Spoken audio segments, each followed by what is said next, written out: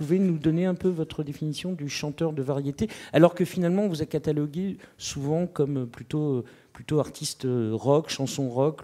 C'est certainement les premiers mots qui sont apparus pour qualifier votre musique. Ce qui m'attire beaucoup dans le terme variété, c'est à quel point c'est mal vu, et à quel point c'est péjoratif, et ce qui me semble impossible à revendiquer dans le terme chanteur de rock, c'est à quel point c'est censé être politiquement correct, quoi. Donc moi, si j'ai le choix entre les deux, je vais directement du côté de la variété. Voilà. Après, qu'est-ce que vous voulez que je vous dise, si Elvis Presley revient ou Chuck Berry qui est toujours là, je crois, et qu'on leur fait écouter les Forbans et qu'on leur dit, vous voyez, ça c'est de la variété, et puis on leur fait écouter tout à coup Étienne Dao, on leur dit ça c'est du rock, ça sera à vous de les convaincre. J'ai une très très haute estime de la chanson, mais je sais aussi ce qu'elle n'est pas.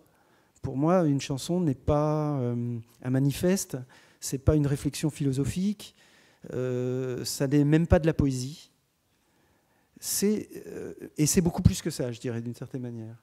Mais donc le fait que ce soit pas très profond, moi je vais vous dire, j'ai écouté Bob Dylan, je ne comprenais pas un mot de ce qu'il disait, mais j'étais bouleversé. J'ai écouté Jimi Hendrix, je ne comprenais pas un mot de ce qu'il disait, mais j'étais bouleversé. Je crois que la chanson, elle est là.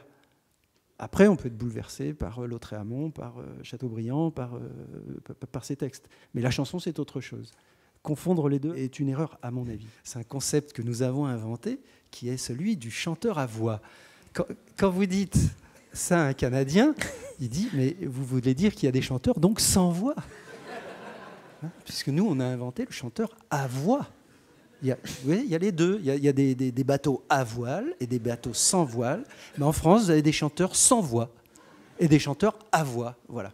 Ne serait-ce que cette haine, on va dire cette haine, qui est une des raisons pour laquelle j'avais voulu écrire des chansons convenables à une grande chanteuse, puisque la population française sait ce qu'est la chanson, et elle achetait en masse Whitney Houston, Barbra Streisand, etc., puisque nous ne le trouvions plus chez nous. Il y a, à mon avis, à repenser la vision de sélection du service public qui maintenant est devenue absolument fondamentale, et en particulier à s'ouvrir plus aux capacités vocales et à des musiques qui soient des chansons pas uniquement en noir et blanc.